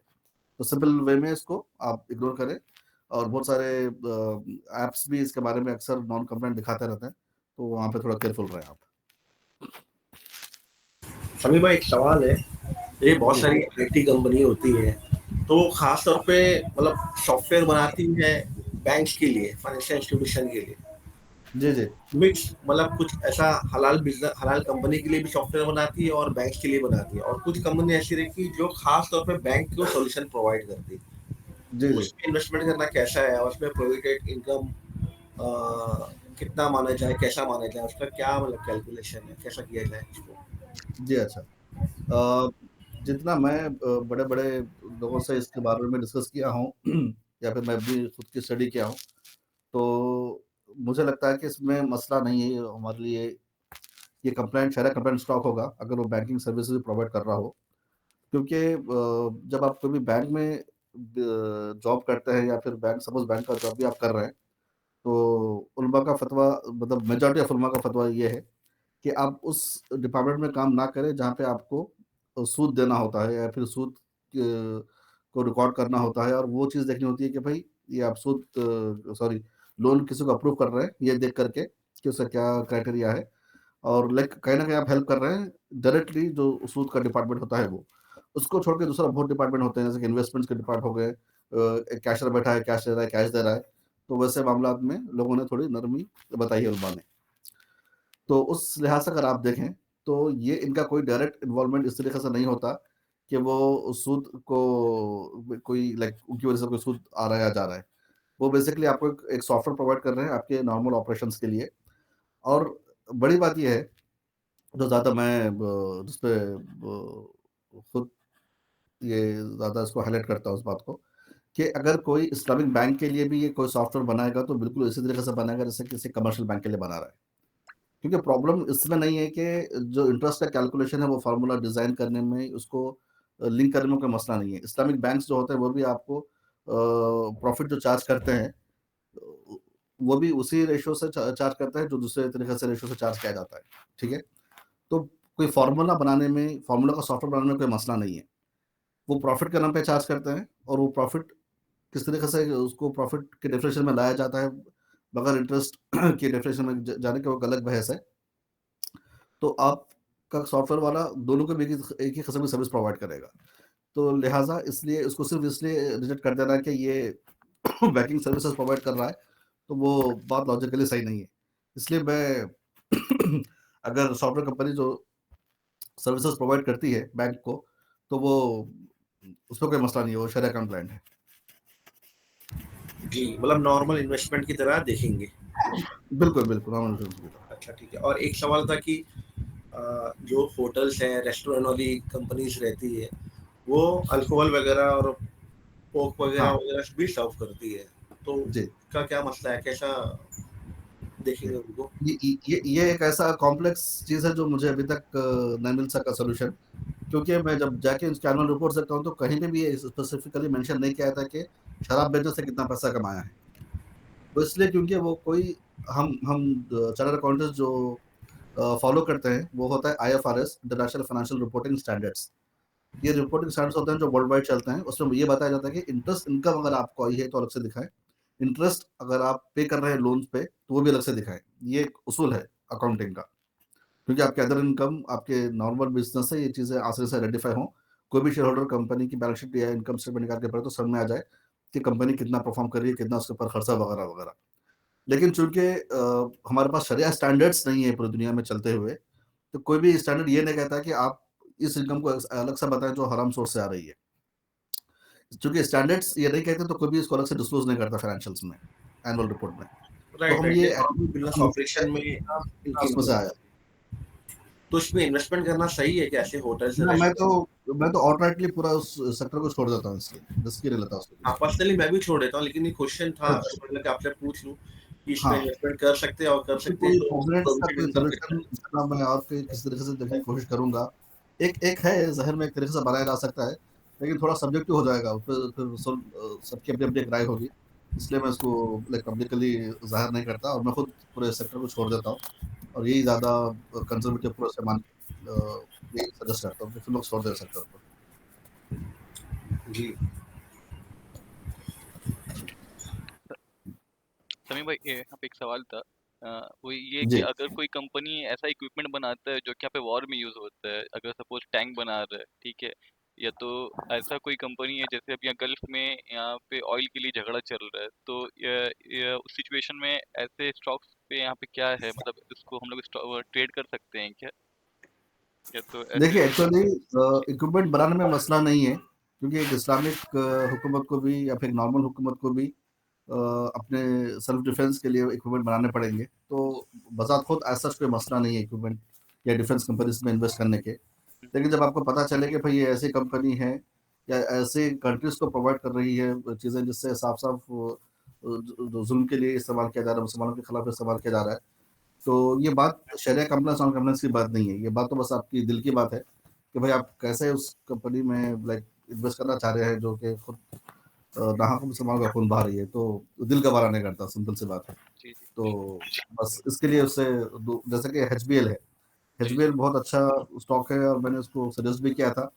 लेकिन जब से ये पता चला कि भाई खासतौर पे इसराइल को बहुत ज़्यादा इनका जाता है और बहुत ज़्यादा सवाल किया है, तो मैं एचबीएल से एग्जिट कर दिया। फिर किसी को मैं सजेस्ट भी नहीं कर रहा हूँ, कोई मुझसे सवाल करता है जैसे कि आपने किया, तो ये कहता हूँ कि भाई एग्जिट कर दे और उसका जो प्रॉफिट है वो निकाल के खराब कर दे अल्लाह के राह में, और बेहतर है दूरी रहे ऐसी चीज़ों से। जी भाई, शुक्रिया। और जैसे ऑयल कंपनीज अभी जैसे गल्फ में हमेशा ऑयल के वजह कर वॉर होते रहता है, तो नहीं नहीं, वो कोई वजह नहीं है। ऑयल तो अपने बजात कुछ कोई मसला नहीं है। तो देखिए, शरिया के जो रूल्स है ना, वो मखासिसुल शरिया जो हैं वो सहूलत के लिए बनाए गए हैं। इसलिए नहीं बनाए गए हैं कि अननेसेसरली लोगों को रिस्ट्रिक्शंस लगाएं। सहूलत को मद्देनजर रखते हुए जो पूरे इंसान की भलाई के लिए मखासिसुल शरिया में बात होती है। तो इस तरीके से देखते जाएंगे, ये अप्रोच रखेंगे तो आपको बहुत ज़्यादा चीज़ें लाइक अननेसेसरली ब्लैक लिस्ट या ग्रे लिस्ट में डालना पड़ेगा। तो ऐसा कोई चीज़ नहीं है, बाजार खुद उसका कोई मसला नहीं है, तो आप बराबर ऑयल में कर सकते हैं, वेपन में भी कर सकते हैं। लेकिन चूंकि हालत सिचुएशन ऐसी है, इसलिए ऐसे कंपनीज को अवॉइड करें जो खासतौर पर उनकी हेल्प कर रही है। जी भाई, शुक्रिया, जज़ाकल्लाह। सर वो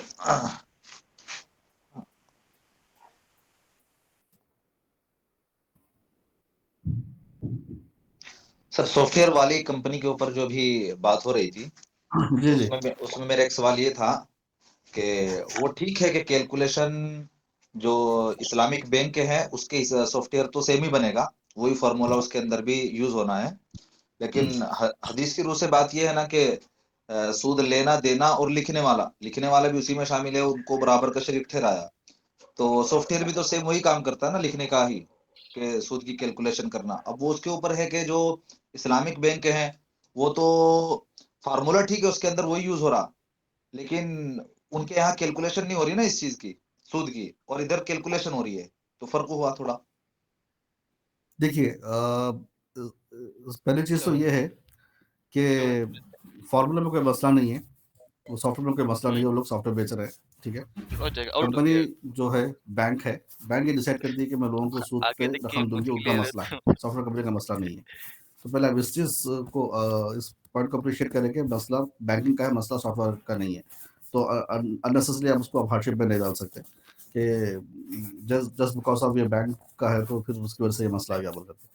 सेकंड चीज, जब आप ऐसे माहौल में काम करते हैं खाना जहाँ पे खा आपको खाना भी कोई चलता है, गुंजाइश नहीं दी जा रही है कि आपको खाना इस्लामिक बन गया। बैंकिंग कायम कर सके, कुछ और तरीके से चीज़ें अपने शरिया के पॉइंट ऑफ व्यू से फॉलो कर सके, तो ऐसे वक्त में उलमा जो अप्रोच फॉलो करते हैं, हो सकता है इससे कोई इख्तलाफ रखे, आप भी रह सकते हैं, मैं भी रह सकता हूँ, लेकिन अक्सर अप्रोच जो फॉलो किया जाता है ऐसे केसेस में वो ये होता है कि उस बेसिक चीज़ को जो कि एक्चुअल मसला है उससे बहरहाल किसी हाल में बचा जाए, लेकिन जो दूसरी चीज़ें हैं जो उसके रिलेवेंट हैं, जो थोड़ा बहुत उसके आसपास की हैं, तो उन चीज़ों में बेहतर है कि दूरी बनाई जाए। अगर नहीं बनाई जा सकती तो टेम्पररी किसी रीजन से उसमें क्या रह सकता है तो कर लें, लेकिन उसको लाइक परमानेंट सोर्स ना बनाए।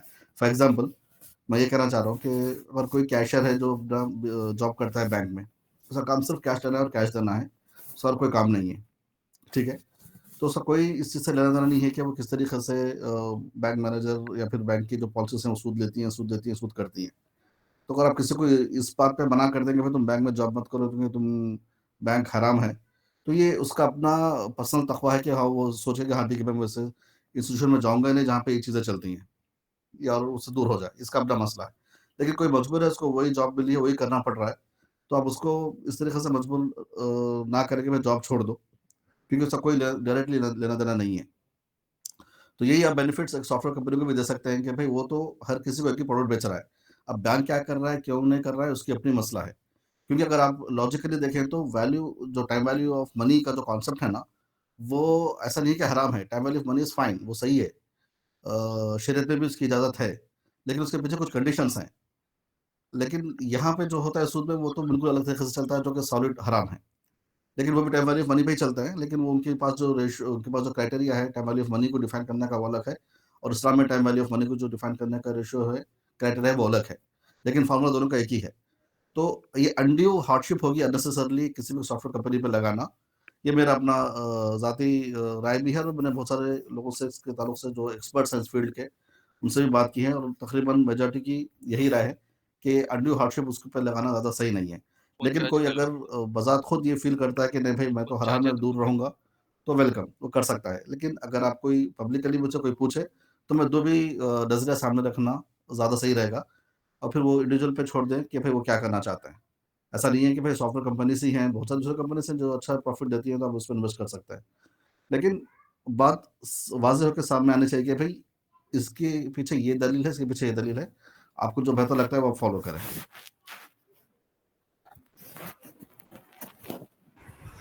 अभी भाई मेरा एक सवाल था पर्सनल। जी। तो अभी जैसे कोविड में हमने देखा था कि मतलब कोविड में मतलब बहुत बुरा हाल था, और हॉस्पिटल में तो मतलब जो गया और रिटर्न आया ही नहीं, मतलब क्या था क्या जी। नहीं। हाँ, ये बहुत खराब मामला था, ऐसा था। तो इसकी वजह से मैं हॉस्पिटल में मतलब इन्वेस्ट करना छोड़ दिया था कि ये जी, लोग क्या जी। पॉपुलेशन कम कर रहे हैं या क्या कर रहे हैं मालूम नहीं, कि जो जा रहा है वो 90% मतलब आ ही नहीं रहा है, ऐसा हो गया था। तो अपने मालूम है कुछ गड़बड़ी चल रही, कुछ प्रॉब्लम है, तो ऐसी मतलब हॉस्पिटल ऐसे सेक्टर में इन्वेस्ट करना कैसा है, मतलब कर सकते हैं या नहीं कर सकते? तो लाइव दिखा जी हाँ, बिल्कुल। ये देखिए ये एक वन ऑफ सिचुएशन था, लेकिन आप जो किए पहले बिल्कुल वीडियो सही देख किए हैं। लेते हैं उसके बाद वैसे ही खुद होना भी चाहिए हमारा ओपिनियन अप्रोच बतौर मुस्लिम किसी भी फील्ड में, किसी भी चीज़ को लेकर के।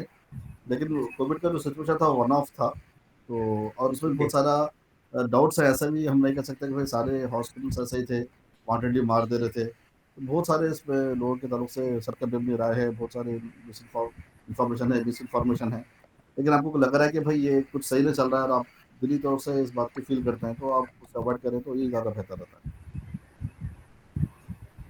अच्छा, अभी जो कोविड सिचुएशन खत्म हो गया, अभी नॉर्मल है, तो अभी क्या मतलब अभी मतलब कर सकते हैं? क्योंकि अभी मैंने थोड़ा इन्वेस्ट बिल्कुल करना स्टार्ट किया, नहीं तो कोई मसला नहीं है, बिल्कुल कर सकते हैं, अभी कोई मसला नहीं ना?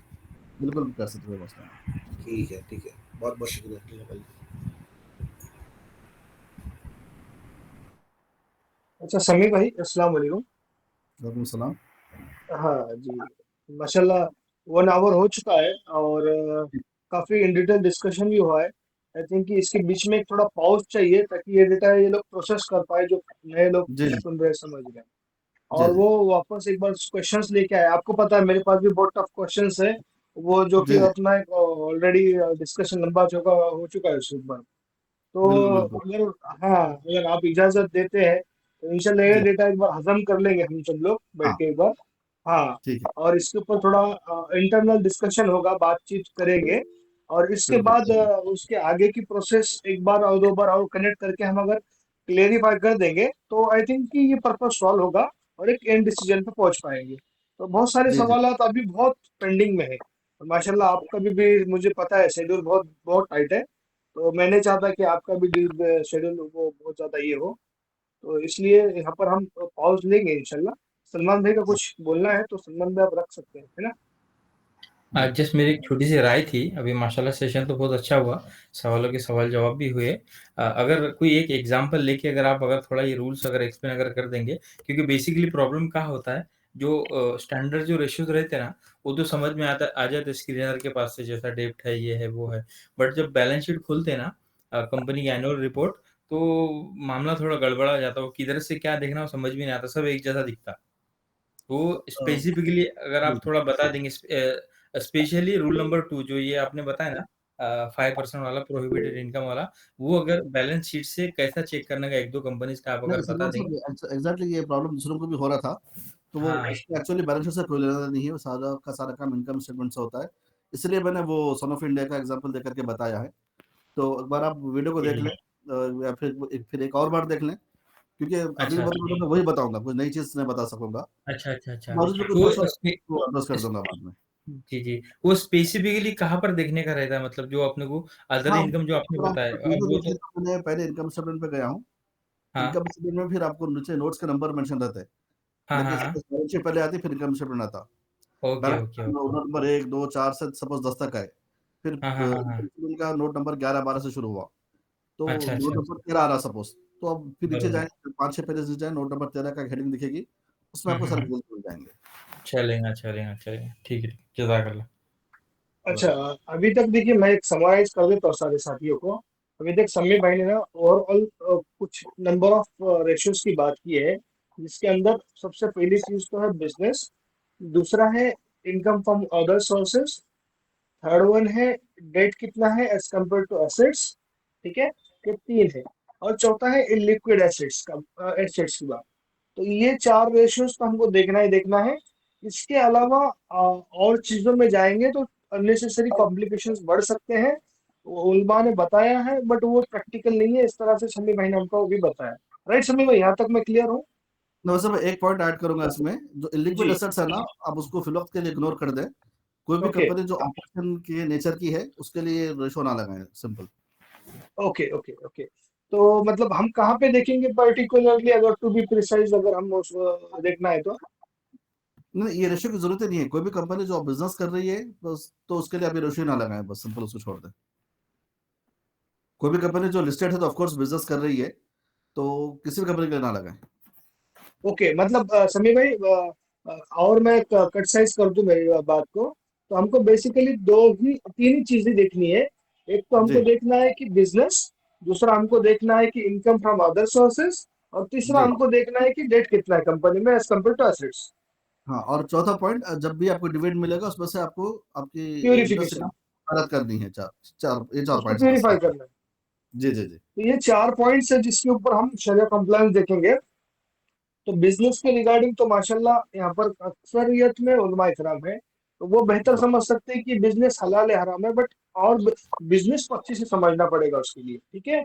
तो बिजनेस क्या कैसा है ये कंपनी का उसको डिटेल में जानना पड़ेगा और वो बिजनेस में कौन से डिपार्टमेंट से कितना पैसा आ रहा है आपको ये समझना पड़ेगा ताकि आपको क्लियर समझ में आए कि कंपनी पैसा कमाती कहाँ से है और कितना कमाती है, पहली चीज।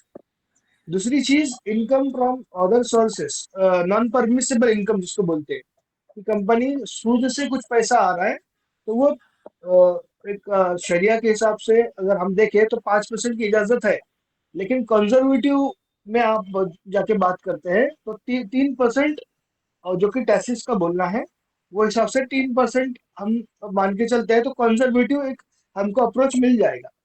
तो 3% अगर हम रखते हैं तो बेहतर है, वरना 5% तक भी ले ले तो कुछ उसमें प्रॉब्लम नहीं है।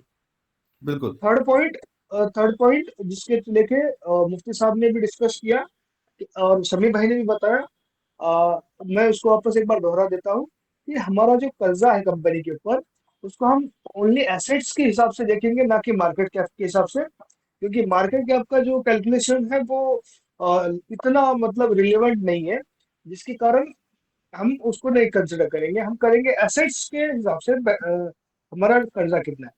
तो अभी हमको देखना है कर्जा कितना है, तो हम कर्जे के लिए समीर भाई ने बताया 30% का एक बेंचमार्क सेट कर देंगे। टैक्सेस जो करता है वो 25% का बेंचमार्क सेट किया है उसने, तो वो और स्ट्रिक्ट है वो शरिया कंप्लायंस को लेकर टैक्सेस। और हदीसों का जो रेफरेंस देके मुफ्ती साहब ने बताया, तो 33% की इजाजत है। तो 33% ये अपर लिमिट है, इसके ऊपर 0.1% भी होगा तो वो नॉन कंप्लायंट हो जाएगा। ये 3 चीजें हमने आज यहाँ पर समझी है। तो इसमें कोई साथी को कुछ कंफ्यूजन है क्या? आई होप नहीं होगा। शेख साहब इतना नहीं। क्लियर, शेख साहब यानी कि जो अपना रूल नंबर 4 और 5 है वो नहीं देखने का क्या? हाँ, वही तो इलिक्विड एसेट है ना, तो समी भाई बता रहे हैं कि उसको आप टोटली इग्नोर कर सकते हैं। Okay okay. वो इलिक्विड एसेट्स खाली सॉफ्टवेयर से या फिर आईटी रिलेटेड कंपनी का इग्नोर करना है या सबका करना है?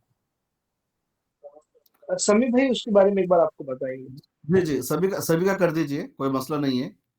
अनटिल ओके अनलेस ये कोई ऐसी कंपनी हो जो कि ये बिजनेस करना ही छोड़ी हो। पहले क्या हुआ था, बहुत सारे ऐसे कंपनीज थे जो बराए नाम लिस्टेड होते थे, उनका कोई बिजनेस नहीं होता था और बहुत ज़्यादा सेबी भी इसके पीछे फॉलो अप नहीं करता था। तो बस वक्त यानी कि आपने कंपनी बनाई, 10 रुपये का शेयर रखा, 10 जाके 15 रुपये हो गया, लेकिन पीछे कोई बिजनेस ही नहीं है। तो उससे फर्स्ट लोगों को बेवकूफ़ बनाने के लिए और पैसा लूटने के लिए बनाई जाती थी, वैसी जगह पे एप्लीकेबल होगा। इसलिए मैं कह रहा हूँ कि कोई भी कंपनी जो ऑपरेटिंग नेचर की हो, जो ऑपरेशन कर रही हो, जिसको आप जानते हो कि हाँ भाई ऑपरेशन कर रही है, आप उसके एनुअल रिपोर्ट से भी देख सकते हैं, आप उसको खुद उसके प्रोडक्ट्स भी देख सकते हैं, तो फिर ठीक है। अगर ये नहीं कर रही है, सिर्फ बराए नाम लोगों को बेवकूफ़ बनाने के लिए कंपनी बना के आईपीओ किया गया है, तो उसमें ना करें, बस ये इसका मकसद है। ओके। तो वैसे तो अभी सेबी स्ट्रिक्ट है, तो वो तो अपना काम कर ही रहा है समझो, क्योंकि तो बारीक से डेविड बारीक स्मिथ चीज भी बहुत उसकी तो भी बहुत देख बहुत लेता है। सारी चीज़ें देख रही है अभी, जी हाँ। सही है सही है सही है। जी सुफियान भाई। और भी सर, मेरा सवाल है इसमें कि अपन जो एनुअली रिपोर्ट के हिसाब से रेशो ऐड करेंगे या फिर क्वार्टरली रिपोर्ट के हिसाब से भी कर सकते हैं? कुछ ऐप्स है जी जो क्वार्टरली करते हैं, कुछ ऐप्स है जो एनुअली करते हैं। हाँ।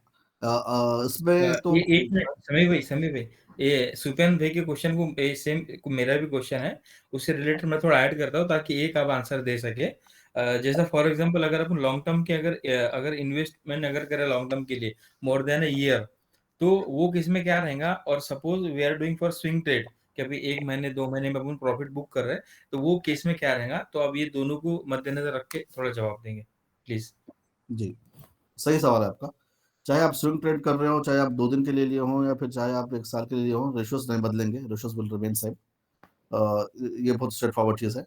सेकंड, हाँ, हमको एनुअल रिपोर्ट्स चूँकि ऑडिटेड होता है, उसके ऊपर सारे नंबर्स एक इंडिपेंडेंट ऑडिटर चेक करता है, फिर उसके बाद ही अपनी रिपोर्ट पेश करता है। तो हमको ज़्यादा रिलायंस हमेशा ऑडिटेड रिपोर्ट पे लेना चाहिए। लेकिन जो ही एवरी क्वार्टर नंबर्स अपडेट होते जाते हैं, तो वो ऑडिट तो नहीं होते, लेकिन वो रिव्यू बराबर होता है। ऑडिटर उसको रिव्यू करता है। एक फ़र्क होता है ऑडिट करना, हर चीज़ जाके डिटेल में चेक करना, और एक होता है रिव्यू करना, ताकि बस उस चीज़ों को समझें और मोटा-मोटी ऊपर-ऊपर से देखें। तो वो भी रिव्यू होता है। रिव्यू नंबर्स के ऊपर भी हम बराबर भरोसा कर सकते हैं। तो अगर आपके पास क्वार्टरली इन्फॉर्मेशन अवेलेबल है, तो बहुत ज़्यादा बेहतर ये है कि आप इस इन्फॉर्मेशन के हिसाब से जो लेटेस्ट अवेलेबल है क्वार्टर की, वो उसको उठा लें। लेकिन क्वार्टर का सिर्फ एक मसला होता है कि वो अदर इनकम को डिटेल में नहीं देते, जैसा कि एनुअल रिपोर्ट में दिया जाता है। तो वहाँ पे आपको पीछे एनुअल रिपोर्ट पे आप जाकर के रिलायंस ले सकते हैं। लेकिन दूसरे रेशियोज़ के लिए क्वार्टर का रेशियोज़ देखना, उसपे कैलकुलेट करना ज़्यादा बेहतर है। तो समीर भाई आपका सुफियान भाई और सलमान भाई, आपका मतलब जो सवाल था ना, तो मैं समी भाई ने जो बताया मैं उसको एक बार रिवाइज कर देता हूँ ताकि समझने में आसानी हो। तो आप स्विंग ट्रेड कर रहे हो या इन्वेस्टमेंट कर रहे हो, दोनों कंडीशन में आपको रेशियोज तो सेम ही रहेंगे, उसमें कोई डिफरेंस नहीं रहेगा। आपको रेशियोज की जब बात हो रही है तो डेट जो है ना, डेट वाला पार्ट वो आपको क्वार्टरली रिपोर्ट में मिल जाता है। तो आप वो जो अपडेटेड है, फ्रेश है, वो आप लेंगे डेट के रिगार्डिंग। और रही बात अदर इनकम की, अदर इनकम क्वार्टरली अपडेट नहीं होता है, वो ऑडिटेड रिपोर्ट पे आता है जो कि एनुअली होता है। तो आप एनुअल ऑडिटेड रिपोर्ट से ही अदर इनकम लेंगे, जो कि साल में एक बार अपडेट करना होता है। आई एम राइट सनी भाई? एग्जैक्टली। तो सलमान भाई पूछिए। Okay okay okay. जी एक सवाल स्वयं भी हो रहा ये था कि अभी जैसा ऑडिटेड जैसा ये क्वार्टरली रिजल्ट भी समझो 3 महीने के बाद सपोज पब्लिश होता है। अगर सपोज अपन ने कोई कंपनी की अभी अगर अपन सपोज ये डेप के हिसाब से अगर देखें, रूल नंबर जो 2 है कि टोटल डेप नॉट एक्सीडिंग 33% और 30% ऑफ टोटल एसेट। अगर सपोज अपन ने कोई कंपनी की न्यूज अगर देखे कि इसने 500 करोड़ का जो है कर्जा ले लिया, तो वो केस में अपन क्या करेंगे? लाइक से अगर सपोज दिसंबर में उसकी जो है क्वार्टरली रिजल्ट पब्लिश हुई एंड अपन ने जनवरी के अंदर कंपनी की न्यूज अगर देखे, तो वो केस में क्या करेंगे? वो मतलब फिर न्यूज बेस अपन कैलकुलेशन करेंगे और we will wait till March. News based calculation ना करें, आप मार्च तक देखें, क्योंकि न्यूज़ में बहुत सारी चीज़ें बताई जाती हैं, और अगर वो आपको सामने फाइनेंशियल्स में नज़र आए और किसी ने उसको रिव्यू करने के बाद में आपके सामने रखा है, तो जब तक आप वेट करें, उसके बाद में आप डिसीजन लें। Okay okay okay. और एक सवाल सर मेरा ऐसा है कि स्टॉक पहले तो कंप्लेंट था, लेकिन क्वार्टरली रिजल्ट आने के बाद में वो नॉन कंप्लेंट हुआ, तो उसके ऊपर क्या क्या हुक्म, क्या कर सकते हैं अपन? तो बेचने जी, उसमें 2-3 राय आपको मिल जाता है। एक अप्रोच ये है कि भाई आप जो स्टॉक आपने लिया था जब कंप्लायंट था, बाद में नॉन कंप्लायंट हो गया, तो आपको 90 डेज़ का टाइम दिया जाता है कि उस 90 दिन के अंदर उसमें से एग्ज़िट हो जाए। कोई इसको 60 डेज़ का भी टाइम देता है, और कोई उससे कम टाइम भी 30 डेज़ भी लेके चलते हैं। और कोई देखते हैं कि भाई अगर आपका लॉस हो रहा है तो आप उसको थोड़ा वेट कर लें, और जो आपने प्राइस पे लिया था वहाँ तक आने तक का उस पे टाइम लगाएँ, और जो ही उस टाइम से आ गया तो फिर उससे एग्ज़िट कर दें। उसमें 2-3 अप्रोच हैं। आपको एक एक स्टैंडर्ड अप्रोच बना लें, 30 डेज़ का, 90 डेज़ का, 60 डेज़ का, या फ़ौरन निकलने का, जो भी आपको लगता है। लेकिन जनरली अगर मार्केट में देखा जाए, म्यूचुअल फंड्स जो इस्लामिक तरीके से चलते हैं और जो उनके साथ ये मसला पेश आता है, तो वो लोग मैक्सिमम 90 डेज़ का टाइम रखते हैं इसमें एग्ज़िट करने के लिए। सर उसमें जो प्रॉफिट होगा तो फिर उसका क्या करेंगे अपन?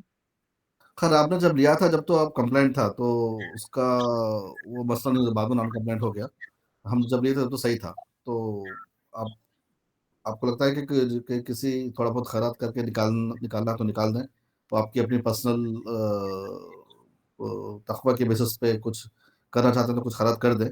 लेकिन मार्केट प्रैक्टिस में ऐसा नहीं है कि वो बाद में नॉन कंप्लायंट बन गया तो वो हराम हो गया, ऐसा कुछ नहीं है। यानी कि जो अपन ने लिए थे वो नॉन कंप्लेंट हो गया, तो अभी जो आप उसको बेच दे 90 दिन के अंदर, 60 दिन के अंदर या 30 दिन के अंदर, और जो बेचेंगे तो जो प्रॉफिट होगा वो अपना ही रहेगा। अगर हाँ, अपना आपके निकाल, रहेगा। हाँ, जी, जी। निकालना चाहे तो निकाल सकते हैं। थोड़ा बहुत निकाल के आप खैरात करना ज़्यादा बेहतर है, सेफ साइड। लेकिन मार्केट प्रैक्टिस में ज़्यादातर ये देखा गया है कि 90 डेज़ के अंदर वो निकाल देते हैं, और खैर कुछ उलमा भी कहते हैं कि फिर उसमें से फिर आप खैरात कर दें।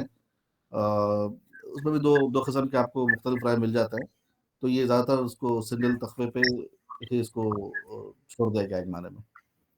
और सर मेरा एक छोटा सवाल है आखिरी, कि जो अपने जी। को स्टॉक स्टॉक बेचने और लेने में जो प्रॉफिट होता है उसके ऊपर में जो अपने को कुछ सदका निकालना है, उसका कुछ स्टैंडर्ड फार्मूला है या फिर अपने हिसाब से निकाल सकते हैं? जैसे डिविडेंड पे अपन निकाल दे, नॉन परमिसिबल इनकम का जो कि आपने इससे पहले बताया 3% रहा तो 3% निकाल दे डिविडेंड में। लेकिन शेयर कैपिटल के शेयर बेचने के ऊपर में जो अपने को मुनाफा हुआ, तो उसमें भी अपन ऐसा कुछ फॉर्मूला है जिससे उसको निकाल सकते हैं या फिर? जी। एक्चुअली देखो, डिविडेंड का ही फ़ॉर्मूला दिया गया है, दूसरा दूसरा नहीं दिया गया है, इसलिए क्योंकि आपकी जो प्राइस में मूवमेंट जो आता है ना, या एप्रिसिएशन, यानी आपने ₹50 में शेयर खरीदा, वो बाद में जाके 60-70 हो गया। तो ये आपके मार्केट वैल्यू को, कंपनी की बिज़नेस प्रोजेक्ट्स को रिप्रेज़ेंट करता था। इसमें कोई चीज़ अलग से निकाल के खराब करने की नहीं है। डिविडेंड वो अमाउंट है जो कि एक्चुअली आपको कंपनी ने उस प्रॉफ़िट में से निकाल के दिया, जिसके अंदर एक certain percentage of interest income आ गया था, इसलिए डिविडेंड में से निकालना ज़रूरी है। लेकिन अगर आप नॉर्मल शेयर प्राइस बढ़ती है उसमें से कोई निकालना इसके लिए कोई ज़रूरी नहीं है। ऐसा कोई ज़रूरी नहीं है सर, जैसे डिविडेंड जी। माशाल्लाह, आप समझा समी भी मेरे को ये जो चीज़ आपने बताया ना, अब हाँ। चीज़ समझी, क्योंकि जो अपन शेयर ले रहे, खरीद रहे, बेच रहे, इसके अंदर कंपनी का कुछ लेना-देना है नहीं। वो खाली इन्वेस्टर टू इन्वेस्टर से जा रहा हम है। फ्यूचर प्राइस पे हम बेच रहे, निकल रहे, कर रहे, वो जी। कंपनी की अपनी वैल्यू को रिप्रेजेंट करती। जो नेट प्रॉफिट है वो सही है, इंटरेस्ट सही है। का जो उसमें गलत तरीके से आ सही गया है, है, वहाँ निकालना सही है, ज़रूरी है, सही है। यहाँ निकालने की ज़रूरत नहीं है। बराबर है। ये अब क्लियर हुआ मेरे को ये, क्योंकि वो जी, जी। कंपनी के एक्चुअल प्रॉफिट में से वो चीज़ अपने को मिल रही। Exactly, exactly. और ये जो चीज़ खरीद-बेच करके देख रहे, समझो सुभान भाई ने खरीदे और मैंने हाँ, बेचा, तो ये सुभान भाई का हाँ, प्रॉफिट मेरे को आया और मैंने हाँ, खरीद के वसीम भाई को भेजा, हाँ, तो ये वसीम भाई के बिल्कुल अलग पैसे मेरे चीज़ है ये। खीसे में आए। ये बिल्कुल अलग चीज़ है ये। हाँ, तो ये इसका कुछ लेना-देना नहीं है, वसीम भाई के पैसे मैं ले रहा हूँ, मेरे पैसे सुभान भाई ले रहे हैं और सुभान भाई के जी। भाई अब्दुल्ला भाई ले रहे हैं। जी, जी, जी। जी, जी, जज़ाकल्लाह, जज़ाकल्लाह। सर ये उसमें एक बात का कंक्लूजन ये है कि अभी जो आपने मोहम्मद सुफियान भाई को जो आपने कहा कि जी। अगर हम नॉन कंप्लायंट होने पर शेयर को बेचते हैं तो उसका प्रॉफिट हमारा रहेगा। तो सर ये जी। थोड़ी-सी मिसमैच यहाँ पर हो रहा है। क्योंकि हमारे सामने जो इसके मुतालिक दलाइल है, तो वो इस बात की तरफ इशारा कर रहे हैं कि इन्नमल अमालु बिल ख़वातिम, कि अमल का दारोमदार जो है वो खात्मे पर है। तो हम जब कोई अमल कर रहे हैं तो उसकी इख्तिताम हमारा क्या हो रहा है कि हमने लेते वक़्त में वो अगर तो हमारे लिए जायज़ था, लेकिन बेचते वक़्त में नॉन कंप्लायंट हुआ है, यानी हमारा खात्मा जो है वो नॉन कंप्लायंट के सामने हो रहा है। तो अब हमारे लिए वो पूरा का पूरा प्रॉफिट जो है वो नॉन कंप्लायंट होना चाहिए। जिस तरह से अगर हमने मानकर चलिए सुज़लॉन कंपनी हमारे इल्म में नहीं था, हमको कुछ मसाइल मालूम नहीं है और हमने ऐसे ही बस रैंडमली हमने सुज़लॉन कंपनी के शेयर खरीदे। अब बाद में इन फ्यूचर अगर वो जायज़ होता है और हमने उसको जायज़ होने के बाद में मोटा मुनाफ़ा लेकर बेच दिया, तो हमारे लिए वो प्रॉफिट जायज़ होगा, क्योंकि वो हमने उसको उस वक़्त में बेचा है जबकि उसकी तिजारत हलाल हो चुकी थी। एक और विकेट गया। और इसी के अपोजिट अगर हम देखें कि स्ट्रोक से हमने गया एक था। जायज़ शेयर लिया है लेकिन वो नॉन कंप्लायंट होता है, तो अब नॉन कंप्लायंट होने की हालत में अगर हम बेचते हैं, तो उसका प्रॉफिट हमारे लिए जायज़ कैसा होगा? जी। इन्नमल अमाला बिन्नियात से भी कुछ उलमा इस चीज़ को इन्फर करते हैं और कहते हैं कि जब हमने लिया था, तब बिल्कुल सही था, कंप्लायंट था। अब बाद में जी। कुछ वजह से ये नॉन कंप्लायंट हो गया तो हमको पता चल गया और हम उसमें एग्ज़िट कर गए। हमने कोई गलत नीयत से ना उसमें एंटर हुआ था, ना हम कोई गलत नीयत से एग्ज़िट कर रहे हैं। इसके बेसिस पे बाज़ लोगों ने उसको इस प्रॉफ़िट को जायज़ रखा है। ये आपकी अपनी तक़वे की बुनियाद पे इसको हम छोड़ देंगे, लेकिन कोई अगर ये पूछता है, तो उसको बताना पड़ेगा कि भई ये अनड्यू हार्डशिप इस पे ना आए, इसलिए बताना पड़ेगा कि जो हम जिस प्राइस पे लिए थे, जिस क्राइटेरिया को देख कर के लिए था, सब कुछ सही था। बाद में कुछ हुआ जो हमारे कंट्रोल के बाहर है, लेकिन हमको जो ही पता चला तो हम निकल गए। तो इस लिहाज से इसमें कोई मसला नहीं है। लेकिन अगर आप उसको बतौर सिंगल अपने-अपने तक़वा पे छोड़ते हैं और आप निकालना चाहते हैं, तो आप बिल्कुल निकाल सकते हैं। लेकिन एक ही रुख बता कर के हम उसको नहीं बोल सकते कि हर हाल में ये निकाल देना पड़ेगा। जहाँ हर हाल में निकालना है, उसको कंपल्सरी बोलना पड़ेगा कि हर हाल में इसको निकालना हम नहीं ले सकते।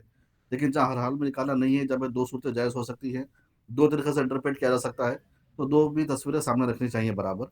इसलिए मैं सुफ़ियान साहब को बता रहा था कि भई तक़वा की बुनियाद पे बाज़ लोग कहते हैं कि निकाल दें, लेकिन ज़्यादा मेजॉरिटी इस तरफ है, क्योंकि इन्नमल दारुल जो हमारा आपने जो बताया था, उसी तरीके से दूसरे एंगल से भी अगर देखें, नियत के पॉइंट ऑफ व्यू से, तो इसमें हमारा कोई मसला नहीं है और हम तो इनफैक्ट निकाल दे रहे हैं। हो सकता है हम रुकते तो और ज़्यादा प्रॉफ़िट कमा लेते। लेकिन उसके बावजूद भी एक्चुअली चूँकि इसमें हमने निकाल दिया है, तो ये इसमें नीयत तो बहुत अच्छी है हमारी, इसमें कहीं कोई मसला नहीं है। इसलिए इसके जायज़ उसके इनकम को भी जायज़ रखा गया है।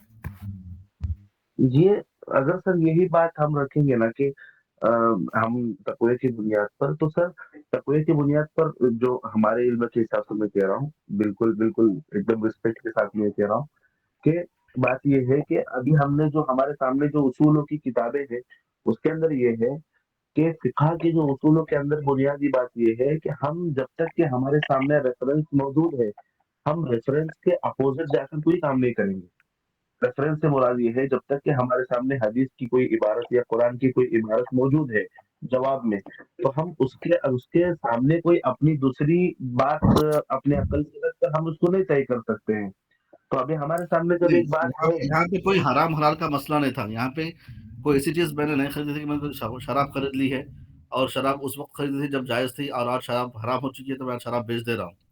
ठीक है? शराब जो मुकम्मल तौर पर हराम हो चुकी है हर एंगल से। अगर इस जी तरह से भी कोई चीज़ होती तो बराबर आप जो कह रहे हैं वही एप्लीकेबल होना चाहिए था। लेकिन मैंने यहाँ पे एक ऐसा स्टॉक खरीदा है जिसके क्राइटेरियाज़ आज जी हम हमारे माहौल के हिसाब से बनाए हैं, और वो क्राइटेरिया सही हम अप्लाई कर रहे हैं। और वही क्राइटेरिया में से क्राइटेरिया ये कहता है कि जब किसी दिन ये नॉन कंप्लायंट हो जाए तो आप एग्ज़िट कर दें उसको, और आपको एक वक़्त भी दिया जी जाता है। पूरे फ्रेमवर्क में अगर आप रख के देखें तो आपको चीज़ कहीं न कहीं सही लगेगी। लेकिन अगर आप उस पॉइंट ऑफ व्यू से सोचें जो फ़िक़्ही किताबों में बताया गया है, जहाँ पे बिल्कुल हराम जी चीज़ों की बात की जा रही है, तो उस पॉइंट ऑफ व्यू से सोचें तो आपकी बात बिल्कुल ज़्यादा सही लगेगी। जी तो थोड़ा-सा बारीक फ़र्क है इसमें, आप उसको एक बार अपने लेवल पे एक बार उसको सोच के देखें फुर्सत में। थोड़ा-सा बारीक फ़र्क है दोनों जी चीज़ों में। जी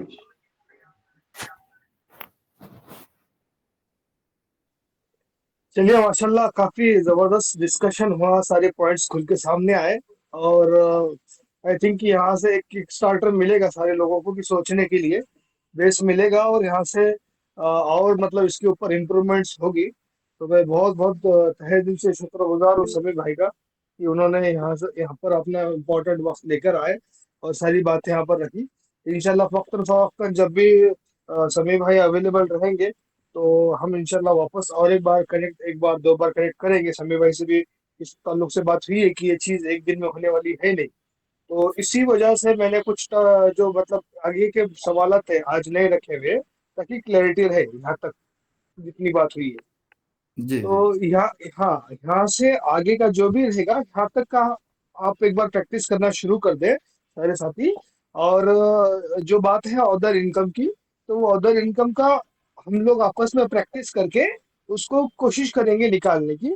और फिर भी उसमें अगर बहुत ज्यादा तकलीफ होती है तो समीर भाई है ही अपने साथ माशाल्लाह, वो हमको हेल्प आउट करेंगे, है ना। तो बहुत बहुत जजाकल्ला समीर भाई, पूरे टीम के बिहाफ से आपको।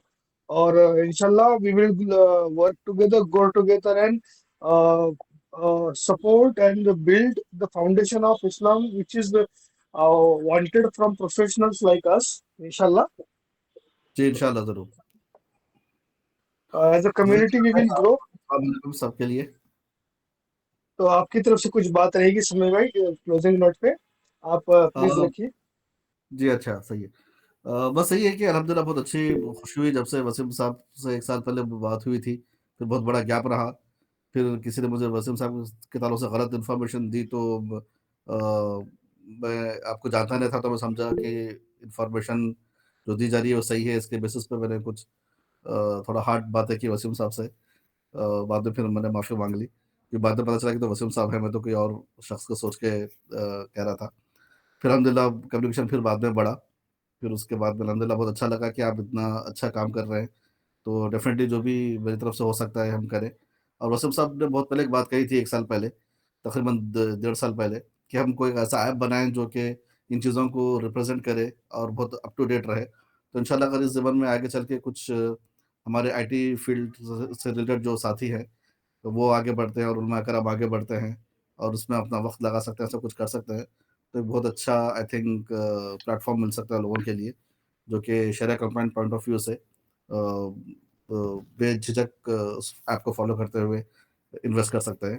तो एक बहुत बड़ा काम होगा अगर ऐसा होता हो तो इंशाल्लाह। इस ताल्लुक से आप लोगों की भी क्या राय हो सकती है? क्या कुछ किया जा सकता है इंशाल्लाह नेक्स्ट हम सेशन में इस बात को भी नज़र रखेंगे। जज़ाकल्लाह खैर।